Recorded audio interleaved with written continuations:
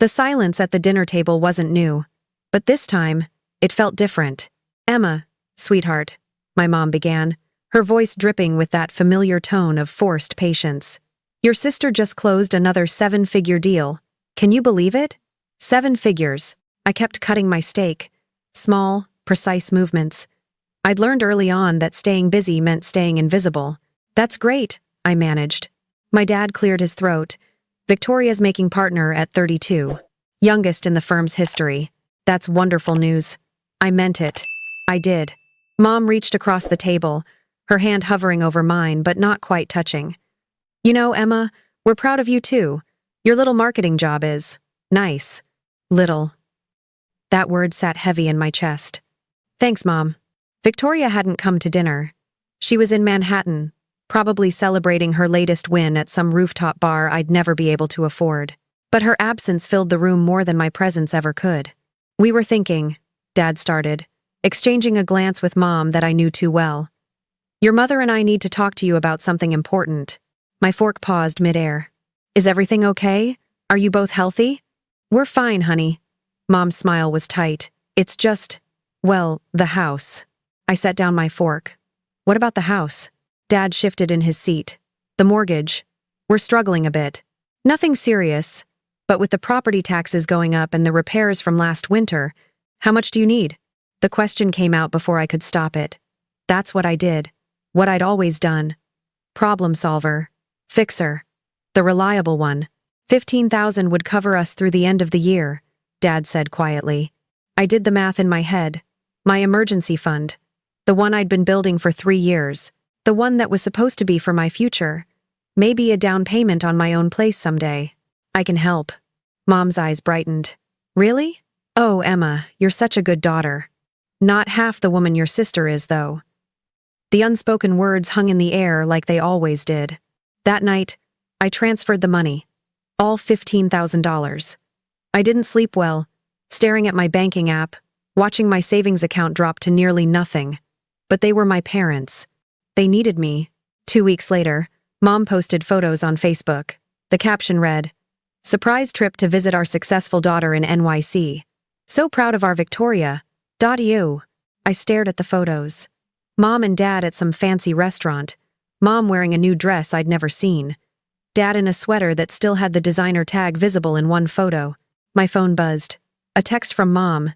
"Having the best time. Victoria took us to see Hamilton. Don't worry about calling. We'll catch up when we're back. Ex oso." I sat on my apartment floor, my phone trembling in my hands. The heating had broken last week, and I'd been wearing 3 layers indoors because I couldn't afford the repair after emptying my savings. They'd used my emergency fund for a vacation. I didn't confront them. What would I say? I was the good daughter. The one who helped.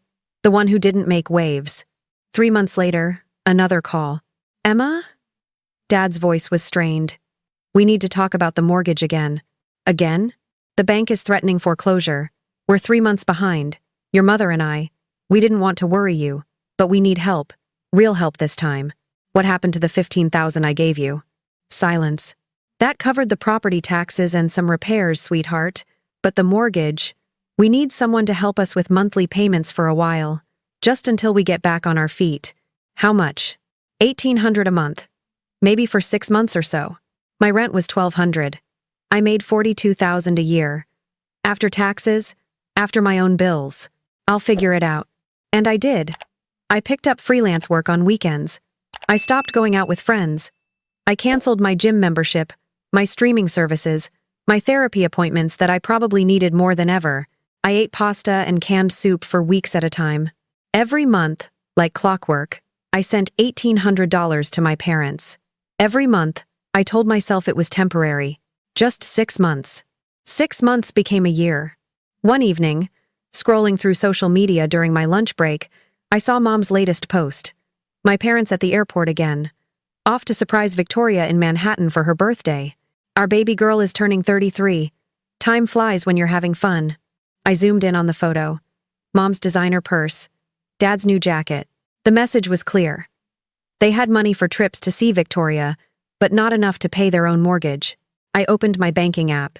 In 12 months, I'd sent them $21,600.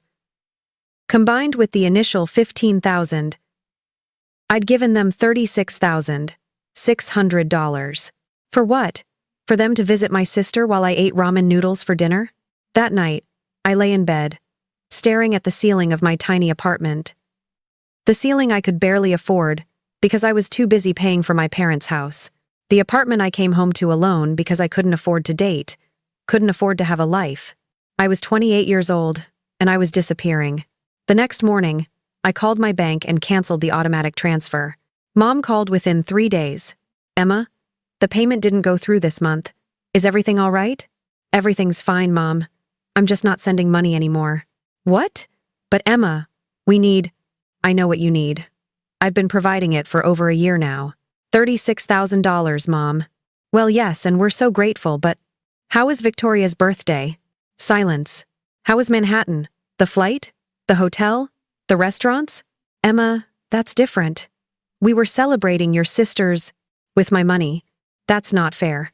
We needed help with the house, and I offered to help save your home, not to fund your vacation schedule. Emma Louise, don't you dare take that tone with me. We're your parents. Then act like it. I hung up.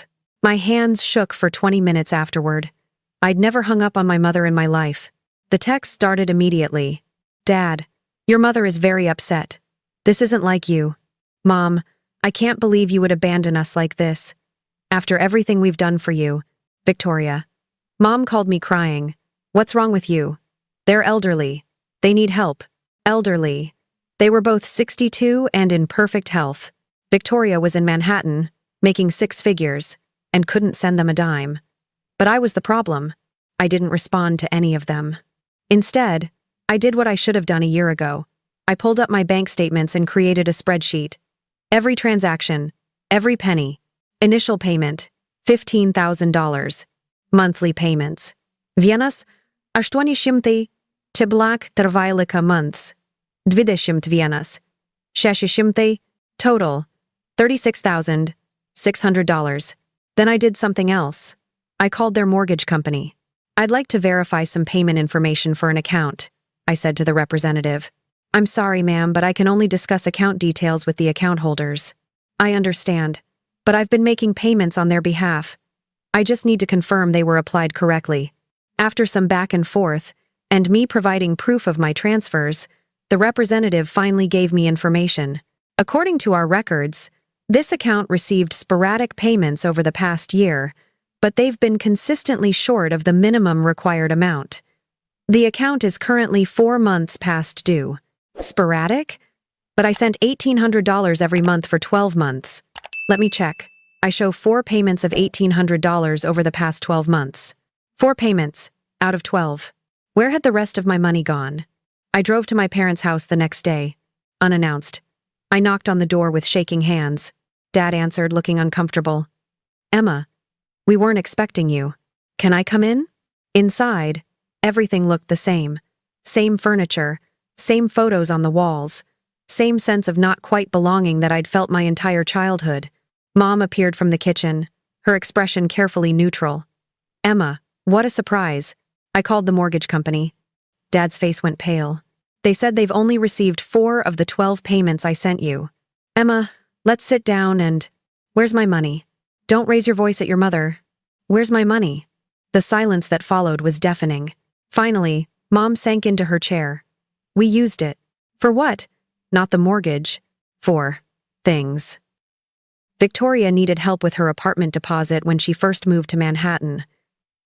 Then there were the flights to visit her. She's so busy, and we wanted to support her. You gave my money to Victoria? She's building an empire, Emma. She needed support during her transition. And you were doing fine. You've always been fine. You don't need as much. I stared at them. These people I'd spent my entire life trying to please. Did Victoria know the money came from me? Neither of them answered. Did she? We didn't want to burden her with details, Dad said quietly. She has so much on her plate. I laughed. It came out harsh and bitter. Right, can't burden Victoria. But Emma? Emma can handle it. Emma can sacrifice her savings, her future, her entire life, because Emma is fine. That's not what we meant. Yes, it is. I stood up. It's exactly what you meant. It's what you've always meant. I pulled out my phone and showed them the spreadsheet I'd made. $36,600. That's what I gave you. That's what I sacrificed. And you gave most of it to my sister, who makes 4 times my salary, while lying to me about foreclosure. Mom's eyes filled with tears. We were going to pay you back. When? No answer. I'm done, I said, heading for the door. Emma, please. I'm done being the backup plan. The safety net. The daughter who doesn't matter as much because she's not as successful. I'm done. I left before they could say anything else. 3 weeks later, I got a call from an unknown number. I almost didn't answer. Emma, it's Aunt Patricia. My mom's sister. We'd always gotten along, but we rarely spoke. Hi, Aunt Patricia. I heard about what happened with your parents. Your mother called me, very upset. Of course she did. I want you to know something, Aunt Patricia continued. Your sister didn't need help with her apartment deposit. She makes plenty of money. And I happen to know she's been sending your parents $1,000 a month for the past year. My world tilted. What? They told Victoria they were helping you with medical bills, that you'd had some emergency surgery and were struggling. She's been sending money to help you. I couldn't breathe. So, let me get this straight, I said slowly. I was sending them money, thinking I was saving their house. Victoria was sending them money, thinking she was helping me. And our parents were just pocketing all of it? From what I understand, yes. They've been taking trips, renovating their bathroom, buying new furniture, living well beyond their means while both of you supported them under false pretenses. After I hung up, I sat in my car for an hour, trying to process everything. Then I called Victoria. What do you want, Emma? Her voice was cold. Did you know Mom and Dad told me you never helped them financially? Silence. Did you know they told me you were too successful and busy to bother with their problems? What are you talking about? They told you I had medical bills. You've been sending them money for me. How did you? Aunt Patricia told me. Victoria, they lied to both of us. They've been taking money from both of us under completely false pretenses. The silence stretched long. Finally, how much did you give them? $36,600 over the past year. Jesus. I've sent them $12,000. Did they ever actually need help with the mortgage? I have no idea. Victoria's voice cracked. I can't believe. I'm calling them right now. Wait, I have a better idea. Thanksgiving. 3 months later, I hadn't spoken to my parents since the day I walked out. Neither had Victoria, once she'd confirmed the truth. But we'd both gotten the same message from Mom. Please come home for Thanksgiving. We're family. We need to work this out. Victoria and I had talked nearly every day since our phone call. Real talks, like we'd never had before. Turned out we had more in common than either of us realized. Turned out we'd both been played. We arrived separately. Mom's face lit up when she saw us. Oh, my girls, both of you. I knew you'd come around. Family is everything. We know what you did, Victoria said calmly. Mom's smile faltered. What? I pulled out 2 folders from my bag. We compared notes, bank statements, timeline, everything. Emma, Victoria, please sit down and let's talk about this like adults. You took over $48,000 from us, Victoria interrupted. Under completely false pretenses. You told Emma I never helped. You told me Emma was sick. You lied to both of us, repeatedly, while spending our money on yourselves. Dad appeared from the kitchen. Now, girls, you're blowing this out of proportion. Proportion? I opened my folder. You weren't 3 months behind on your mortgage. You were paid up and current, I called them. You've been current for 2 years. There was never any foreclosure threat. We were worried about the future. You were worried about maintaining a lifestyle you can't afford, Victoria said. And instead of adjusting your spending or asking us honestly for help, you manipulated both of us. Mom sank into her chair, tears streaming. We just wanted to live comfortably. We spent our whole lives working hard, raising you girls. And now you wanted us to subsidize your retirement while pretending one of us didn't exist and the other was dying? Victoria's voice was sharp. Do you understand how messed up that is? Victoria makes so much money, Dad started. And Emma makes less? So she's worth less? Victoria turned to him. Is that how you see your own children? By their income? That's not what I meant. It's exactly what you meant, I said quietly. It's what you've always meant. Victoria was the golden child, the successful one, the one worth celebrating. And I was. What? The backup? The reliable one who would always help but never needed to be acknowledged? Emma, you're being dramatic. You used my money to visit her, I continued. You used her money supposedly for me. And you used both of us to fund your lifestyle. That's not being dramatic. That's being lied to by the people who were supposed to love us equally. Mom was crying openly now. We do love you equally. Then why didn't you treat us that way? Victoria asked. Why all the lies? Why pit us against each other? Neither of them had an answer. I pulled out one more document from my folder. This is a payment plan. If you want to make this right, you'll pay us both back. $50 a month. It'll take years, but it's something. $50? Dad looked offended. That's insulting. It's more than you ever offered us, Victoria said. Take it or leave it. And if we don't? Mom's voice was shaking. I looked at Victoria. She nodded. Then we're done, I said. No more calls. No more holidays. No more pretending we're a happy family. You can't be serious, Mom said. We're your parents. Then start acting like it, Victoria replied. We left them there, sitting at their Thanksgiving table, set for a family dinner that would never happen. It's what you've always meant. Victoria was the golden child, the successful one, the one worth celebrating. And I was, what? The backup? The reliable one who would always help but never needed to be acknowledged? Emma, you're being dramatic. You used my money to visit her, I continued. You used her money supposedly for me. And you used both of us to fund your lifestyle. That's not being dramatic. That's being lied to by the people who were supposed to love us equally. We ended up at a diner, splitting a plate of fries and talking for 3 hours. About our childhoods. About the messages we'd internalized. About how we'd both been trying to earn love that should have been freely given. Did they ever pay you back? She asked as we were leaving. I got 2 payments of $50. Then they stopped. Same. Victoria shook her head. You know what's funny? I don't even care about the money anymore. Me neither. I care that they're not in my life playing these games anymore. Yeah. 6 months later, I moved into a new apartment. Bigger, brighter, with actual heating. I'd been promoted at work, finally able to save money again without supporting anyone but myself. Victoria helped me move in, along with some friends I'd reconnected with once I had time and energy for a social life again. This place is great, she said, looking around. You did it. We both did. My phone buzzed. A text from Mom. Emma, we miss you. Please come to Sunday dinner. Victoria too. Let's start over. Start over. Like nothing happened. Like they hadn't lied and manipulated and used us. I showed Victoria the text. What are you going to say? I thought about it for a long moment. Then I typed, I hope you're well. Emma. Short, polita, distant. I didn't block them. Didn't curse them out. Didn't engage in the drama they seemed to want. I just moved forward. Is that enough? Victoria asked. It has to be. That night, after everyone left and I was alone in my new apartment, I sat by the window and looked out at the city lights. For the first time in years, I felt light. Not happy, exactly. Not yet, but free. Free from the weight of constantly trying to prove my worth. Free from the role of the lesser daughter. Free from sacrificing myself for people who never appreciated the sacrifice. I thought about all those months of ramen noodles and canceled plans. About the emergency fund I'd depleted and the therapy I'd skipped.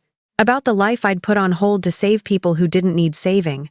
They'd taken my money, but they'd also given me something, unintentionally. They'd shown me who they really were, and in doing so, they'd freed me to become who I really was. Not the backup daughter, not the reliable one who didn't need acknowledgement. Just Emma, figuring out her own life, building her own future, on her own terms. My phone buzzed again. This time it was Victoria. Brunch tomorrow? My treat. Let's celebrate your new place properly. I smiled and typed back. Absolutely. The life I'd always wanted wasn't with my parents at some family dinner table, begging for crumbs of recognition. It was here, in my own apartment, with people who actually saw me, building something real, something honest, something mine. And that was worth more than any amount of money I'd ever given away. That was worth everything.